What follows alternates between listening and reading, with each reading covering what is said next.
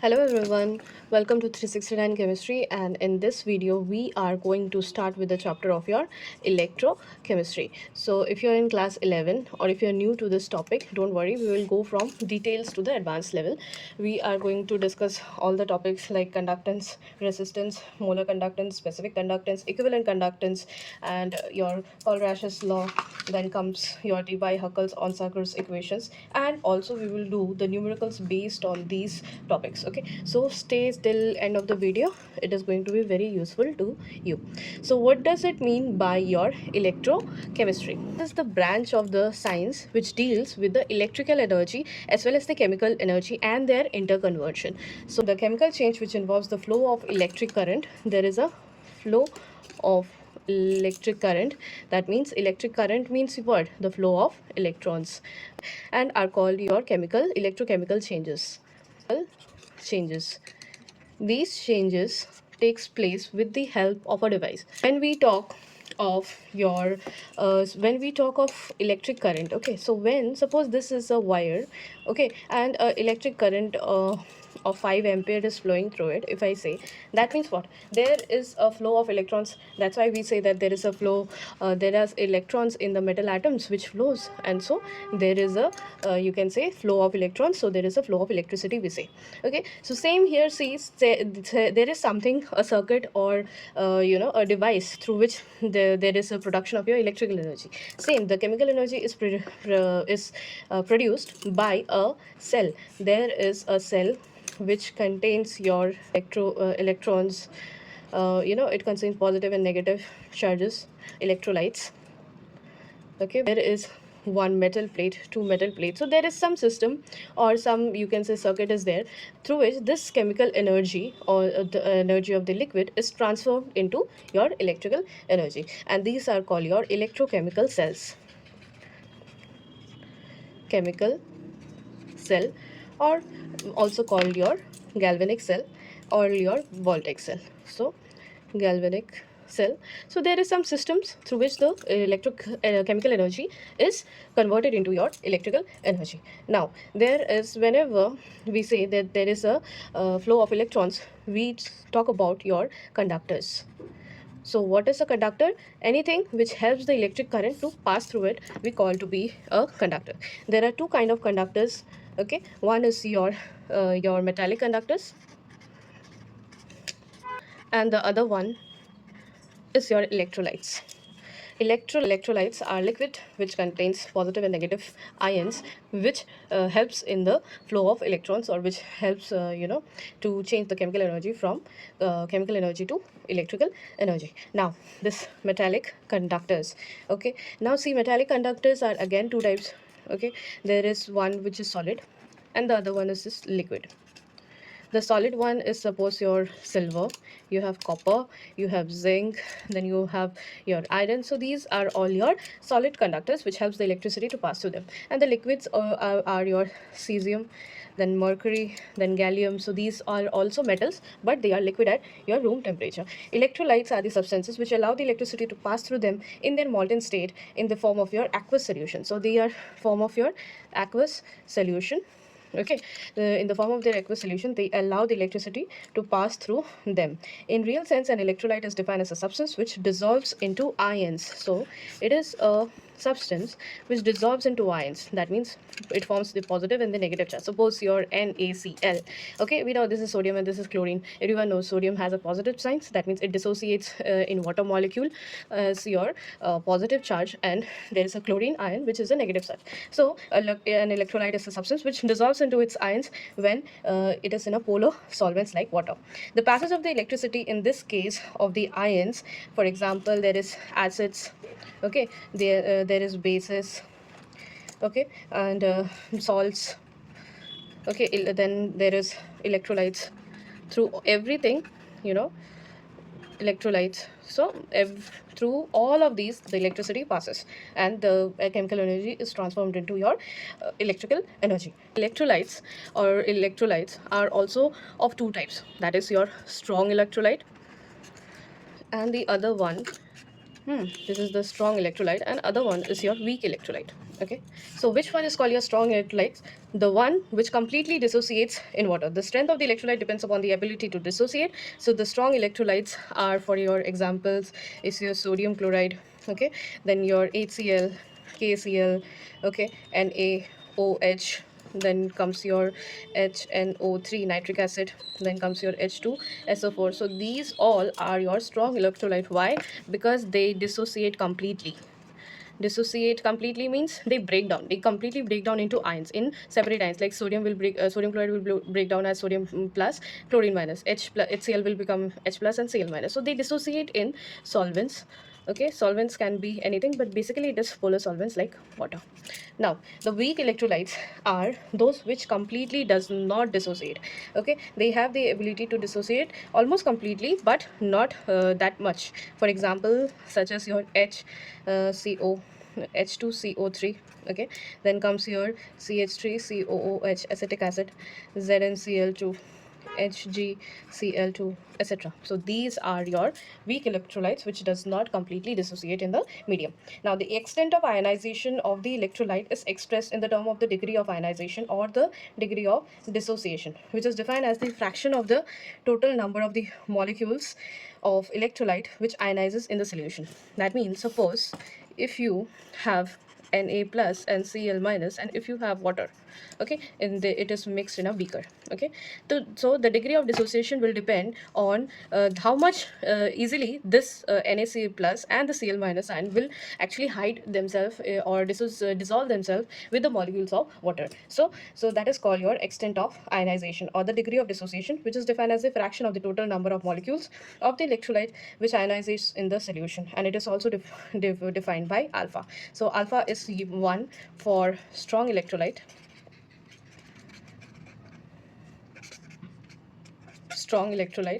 okay, and alpha is less than, is less than 1 for weak electrolyte. That means they can does not dissociate completely in solvents. Okay, now the term we will use as what is conductance. Power of an electrolyte to conduct electricity is called your conductance or conductivity. Okay, just as the metallic conductors. So you know how much the electrolyte is powerful to convert the electric energy to the chemical energy to electrical energy, we call that to be conductance. So the power of the electrolyte. Okay, like say some in Ohm's law, in Ohm's law, what we have seen in physics. Okay, suppose there is a wire, okay, and the electricity or the electrons are flowing. Now electricity is passed through it. So what it says, the flow of the current I is directly proportional to the potential difference between the 2 points. Okay, so where I is called your V by R. Electric current is directly proportional to potential difference, but is inversely proportional to resistance, where R is your resistance and this is your potential difference across 2 points A and B. So okay, so what is potential difference? There's things we have from physics. I'm not going to discuss it. So we know that current is the formula of current is this through what is resistance. Resistance means your the ability to restrict the flow of electrons. Okay, that is called your resistance. Friends, it depends on two factors. That is, it is directly proportional to the length. As the length increases, resistance also increases, because it has to see this flow of electrons. Okay, the electrons which are there in the D subshell or the P subshell, whichever subshell it is, whichever you have taken metal. So what happens is that when there is a flow of electrons, as the length increases, the resistance will also increase, because it has to pass through a longer distance. So resistance increases, and it is inversely proportional to the area of between them. So if area is less, so the resistance is less. If length is more, resistance is more. So this we can say R is equal to your rho 1 by A, where this rho is called your resistivity. Okay, and it is directly proportional to this one. Resistance directly proportional to length, and this is your area. So why I'm discussing this, see, same thing we are going to find in the electrical conductivity also. See here what happens here when there is a the electrochemical cell is there. This is the positive side. Okay, this is called a cell, electrochemical cell, which has a positive side and the negative side of the electrode. So these two are called your electrode. Okay, this is called your electrolyte, Okay, so there is a solution of water mixed with some electrolyte. Okay, so and there is two metal plate, which has a one has a positive side and the other one is your negative side. So this one, what happens when the current is passed, when these electron flows, there is actually a flow of current. So the one, this positive side is called your anode. This is in your electrolytic cell.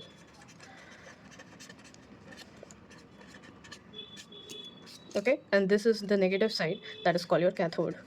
Cathode means why the positive ion actually gets attracted to this and the negative ion actually gets attracted to this side. So that's why anions when goes and attaches to whichever electrode, so we say call it to be an anode, because the anions are getting attached. Though a sign is positive, so positive negative attracts, so it's attracting. Now cathode, so cations are getting attached to it. That means that's why it is named cathode, but the sign is negative. Why? Positive negative attracts now, so cations is coming, so the electrode should be negative. So there is two sign, there's the positive one and there is a negative one. So same here. Okay, so there also a flow of electron is there.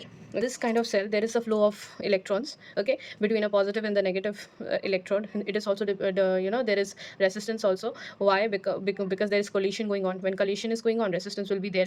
And also see here, there is these two electrodes are also separated by a distance L, and there is also an area. So you can say this is totally similar like the conductance of your normal conduct wire. Now what is specific conductance, we will discuss on the topic of your electrolytes, with the respect to electrolytes. Now the conductance of a solution of 1 centimeter length and having 1 centimeter square area. The conductance of a solution of 1 centimeter length and having a area of cross section that is 1 centimeter square, it is denoted by is called your specific conductance. So for if we talk about specific conductance, that means we are talking about of only when the conductance of the electrolytes within the 1 centimeter have which is in the distance of 1 centimeter and have 1 centimeter area of cross section. Okay, so this is called your K, that is your conductance, which is inversely proportional to your resistance, okay, into 1 inversely proportional to your area.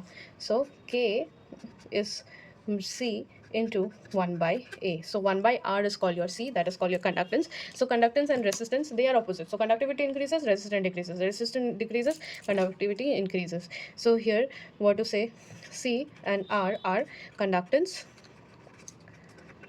and your resistance. Okay, so note all these equations because these we are going to use when we are going to solve the numericals.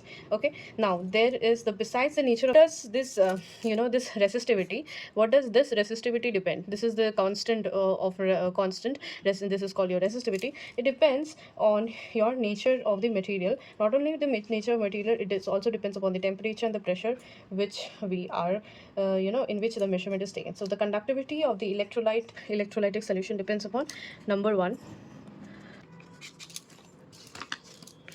So the factors on which the electrolyte depends, that is number one is your nature of electrodes, nature of electrolyte.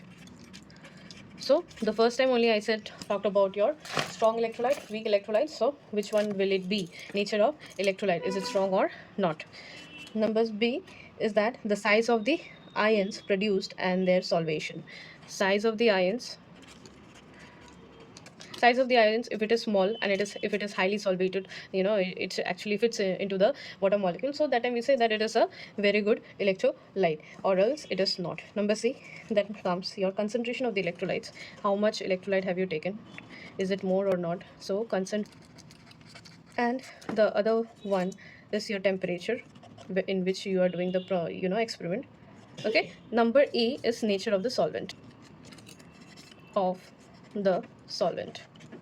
Okay, so nature of the solvent, that means is it viscous or not, is it easily flowable liquid or not. So you have to check all these factors on which it will depend the conductance and of any electrolytic cell, this will depend. Okay, so next we are going to the topic of your molar conductance. What is molar conductance? Molar conductance,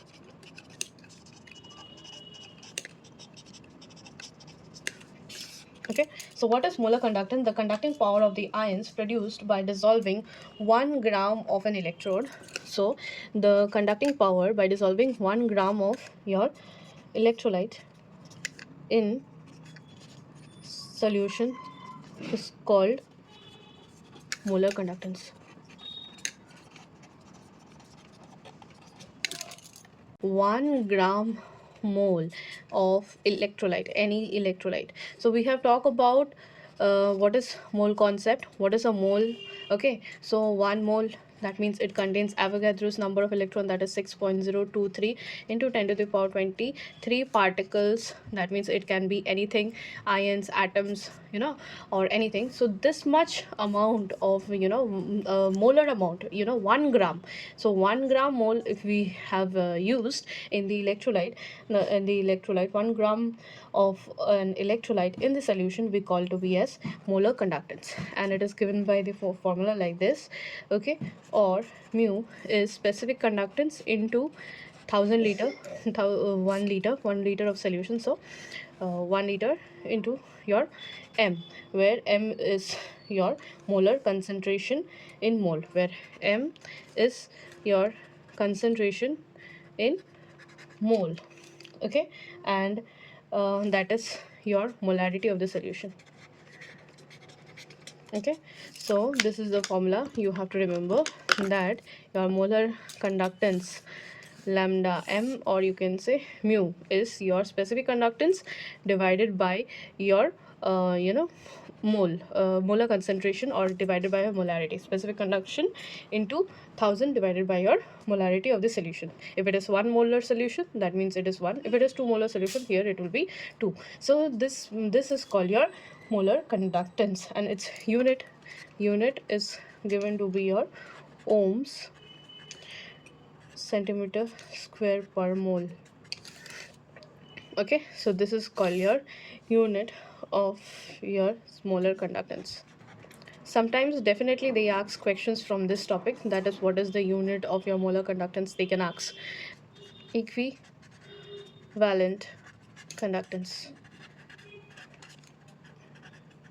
So whatever these topics of mole concept, these what is the equivalent weight, molar weight, everything we have discussed, molecular weight and everything, equivalent weight, everything we have discussed in the other video of molar conductance. Please go through that, so that you are thorough with this chapter, or else you will find difficulty to understand the topics. Now the conducting power of all the ions produced by dissolving 1 gram equivalent.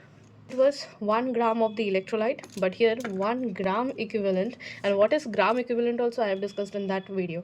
Okay, so I'm not repeating it. If you please check that video.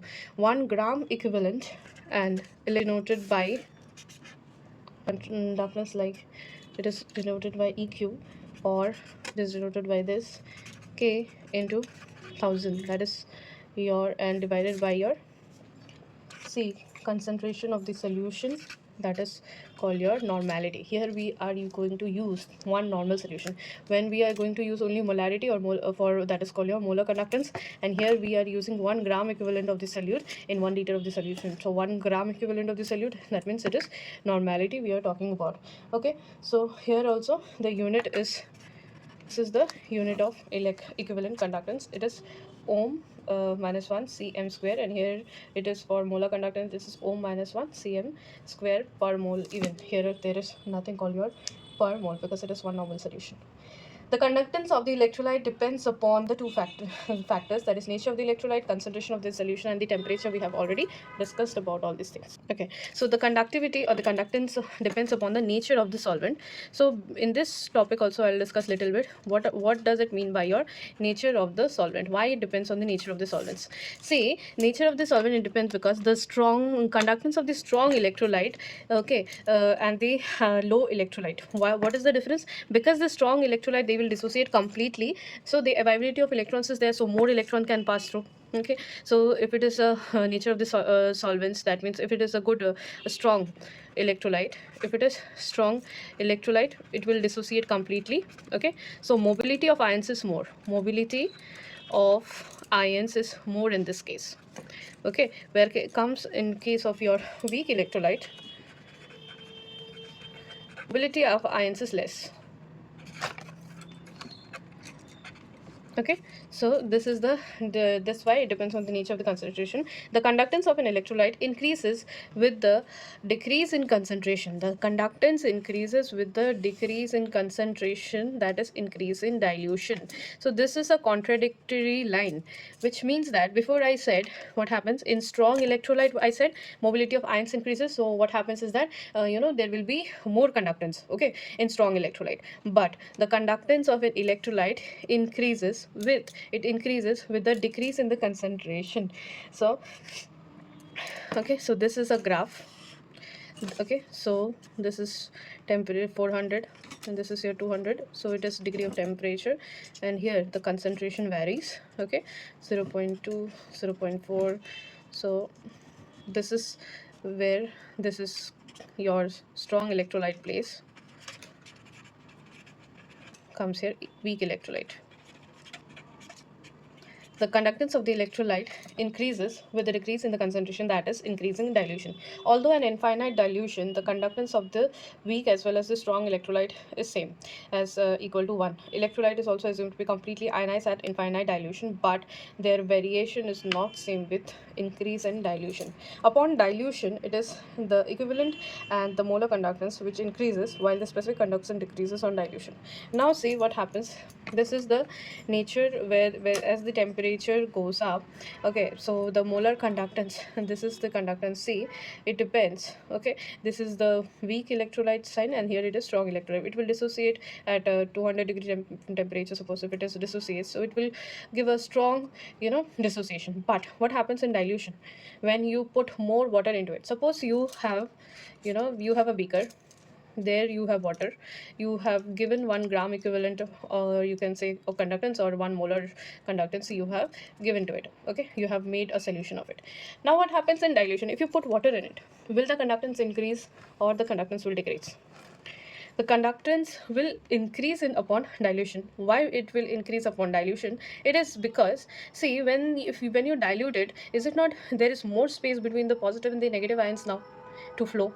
That when current, what does it mean by electricity means the flow of electrons. So if there is no restriction to the flow of electrons, the electricity will pass easily, the current will be more stronger. So same case out here, when you increase the water content, or you can say when you dilute the solution, that times the ions get more area, more specific area they get, and they are separated now more. So what it happens is that there is flow of electrons increases rapidly, so there is an increase in conductance. Okay, there is increase in conductance while dilution. But at infinite dilution, what happens? In infinite dilution, this weak electrolyte, strong electrolyte, it is almost the same at infinite dilution. If you go for infinite dilution, it is almost the same. But in the when you gradually or initially increase the dilution, that times the conductivity increases.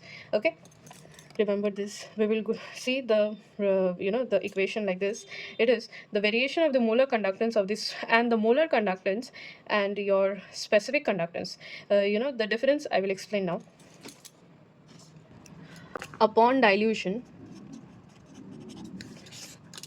what happens upon dilution? Upon dilution, the conductance increases gradually.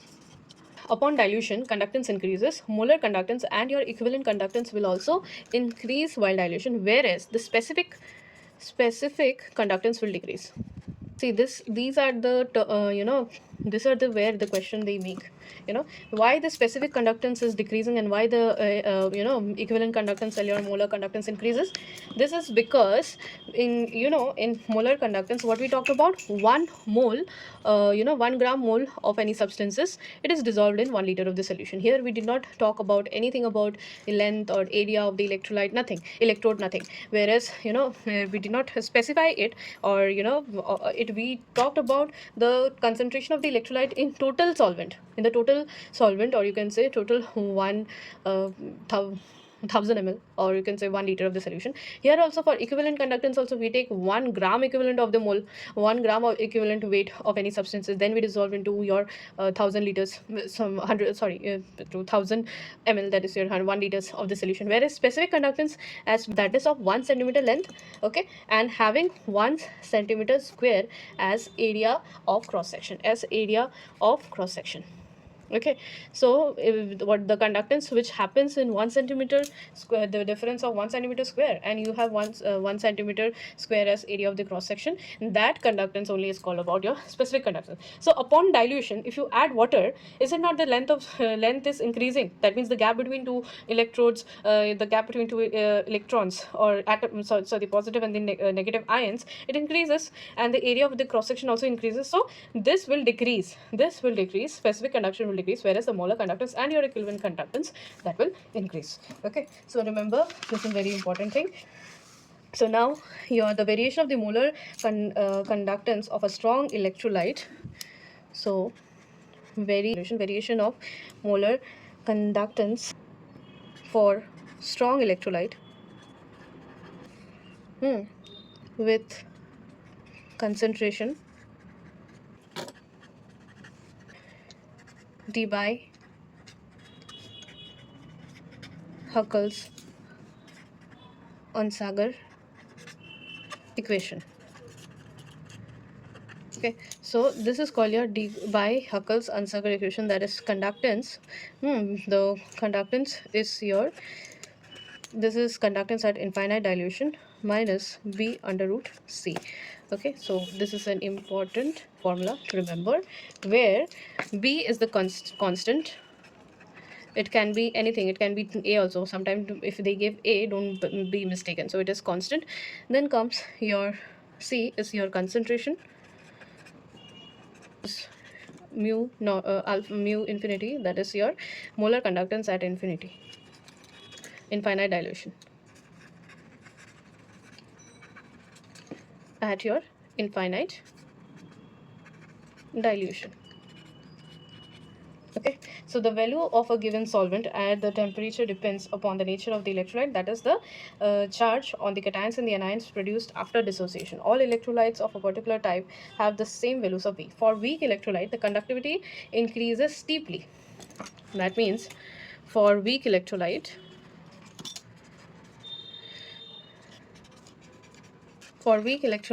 what happens? Conductivity increases steeply, but mu infinity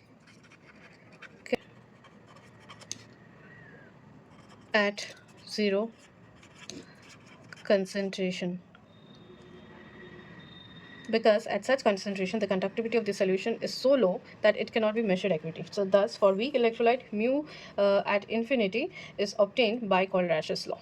So this is another, he has given this equation, but this is for strong electrolyte. That means Debyhe huckels onsagar equation gives you the conductance value for strong electrolyte. Okay, but for weak electrolyte, this conductivity increases steeply before. First, when you dilute it, it kind of steeply gets in, the conductivity increases, but at infinite dilution it cannot be obtained at your 0 concentration. That means when the concentration of the electrolyte is very much 0, that means totally you have given so much of water that the concentration becomes 0. Because at such concentration, what happens for weak electrolyte, because at such concentration, okay, the conductivity of solution is so low, because the conductivity is so low, because when you give too much of water, the conductivity becomes so low, which cannot be measured.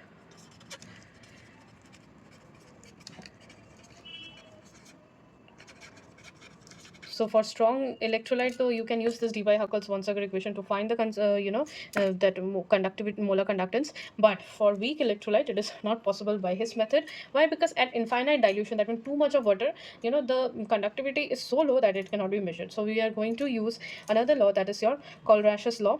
We'll do the Colrash's law in the next video, and we will also solve the numericals. Okay, thank you so much.